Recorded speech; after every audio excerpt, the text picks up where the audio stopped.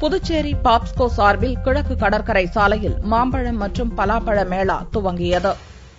புதுச்சேரி அரசு நிறுவனம் சார்பில் தட்டாஞ்சாவடியில் உள்ள பாப்ஸ்கோ நிறுவனத்தில் மாம்பழம் மற்றும் பலாப்பழ மேளா துவங்கியது. பல்வேறு வகையான மாம்பழங்கள் மற்றும் பலாப்பழங்கள் மலிவு விலையில் விற்பனைக்கு வைக்கப்பட்டுள்ளன. இதன் விற்பனையை புதுச்சேரி முதல்வர் ரங்கசாமி துவக்கி வைத்தார். பங்கனப்பள்ளி, ருமேனி, ஒட்டு, மல்கோவா, கல்நீலம், ரசப்பூரி, ரசால், ரெட்டிகோலா, மனோரஞ்சிதம், காலப்பாடி ஆகிய ரக மாம்பழங்களும், நெய்வேலி, பன்ருட்டி பகுதிகளிலிருந்து பலாப்பழங்களும் கொள்முதல் செய்யப்பட்டு விற்பனைக்கு வைக்கப்பட்டுள்ளன.